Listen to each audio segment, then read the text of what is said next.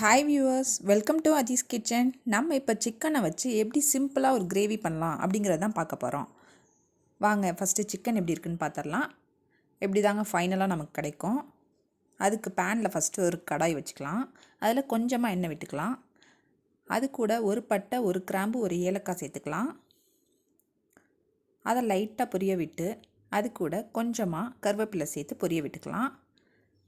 அதோட 1/2 table spoon சீரகம், 1/2 table spoon சோம்பு, 1/2 டேபிள் ஸ்பூன் மல்லி, 1/2 டேபிள் ஸ்பூன் மிளகு சேர்த்து லைட்டாக அதெல்லாம் பொரிய விட்டுடலாம். 1/2 வெங்காயம் நான் கட் பண்ணி வச்சுருக்கேன், அதை சேர்த்துக்கலாம். அது கூட 3 முந்திரி பருப்பு, கொஞ்சமாக ஒரு கைப்பிடி தேங்காய், துருவன தேங்காய் சேர்த்துருக்கேங்க. அதோட ஈரப்பதம் போகிற வரைக்கும் வதக்கிக்கோங்க. கொஞ்சமாக கொத்தமல்லி தழை ஸ்டவ் ஆஃப் பண்ணிவிட்டு சேர்த்து லைட்டாக வதக்கிக்கோங்க. அவ்வளோதாங்க. இந்த பக்கம் ஒரு பேனில் எண்ணெய் 2 டேபிள் ஸ்பூன் விட்டு அது கூட பொடி பொடியாக கட் பண்ண ஒரு பெரிய வெங்காயத்தை சேர்த்து அது கூட கருவேப்பிலையும் சேர்த்து நல்லா வதக்கிக்கலாம். அது பொன்னிறமானோன்னே இஞ்சி பூண்டு பேஸ்ட் 1 டேபிள் ஸ்பூன் சேர்த்துக்கலாம். அது நல்லா வதக்கி விட்டுட்டு தக்காளி, வெங்காயம் 1 சேர்த்துருந்தீங்கன்னா தக்காளி 1/2 சேர்த்துக்கோங்க. வெங்காயம் 2 சேர்த்தா தக்காளி 1 சேர்த்துக்கோங்க. கொஞ்சமாக உப்பு சேர்த்துக்கோங்க.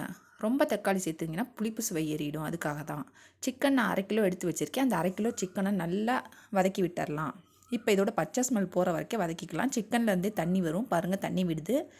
பச்சை ஸ்மெல் போனோன்னா அது கூட chicken masala 1 table spoon, chilli powder 1 table spoon, அதாவது மிளகாய்த்தூள் 1 டேபிள் ஸ்பூன் சேர்த்து நல்லா வதக்கி விட்டுக்கிறேன். இது கூட 1 டம்ளர் தண்ணி சேர்த்துக்கிறேன். சிக்கன் வேகணும் இல்லையா, அதுக்காக 1 டம்ளர் தண்ணி சேர்த்துக்கிறோம். இப்படியே ஒரு 10 நிமிஷம் கொதிக்கட்டும். மூடி போட்டு மூடி வச்சு 10 நிமிஷம் கொதிக்க விடலாம். பாருங்கள், நல்லா கொதிச்சிருச்சு.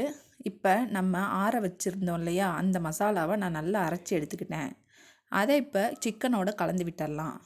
இதை இப்போ நல்லா மிக்ஸ் பண்ணி விட்டுக்கலாம். உங்கள்கிட்ட கரம் மசாலா இருந்ததுன்னா சிக்கன் மசாலாவுக்கு பதிலாக கரம் மசாலா யூஸ் பண்ணிக்கோங்க. மூடி போட்டு ஒரு 10 நிமிஷம் வேக வச்சிடலாம். இப்போ ஓப்பன் பண்ணி பார்த்துடலாம். பாருங்கள், நம்மளோட சூப்பரான சிக்கன் மசாலா ரெடி ஆகிடுச்சு. கொத்தமல்லி தலையை தூவி அப்படியே இறக்கிடலாம். சூப்பராக இருக்குங்க. ட்ரை பண்ணி பாருங்கள். கிரேவி பதத்தில் இருக்குது. நீங்கள் தோசை, இட்லி, பூரி, சப்பாத்தி எதுக்கு வேணாலும் இதை ட்ரை பண்ணலாம். கண்டிப்பாக ட்ரை பண்ணி பாருங்கள். உங்களுக்கு ரொம்ப பிடிக்கும். வீடியோ பிடிச்சிருந்தால் லைக் பண்ணுங்கள். உங்கள் ஃப்ரெண்ட்ஸ்க்கும் ஷேர்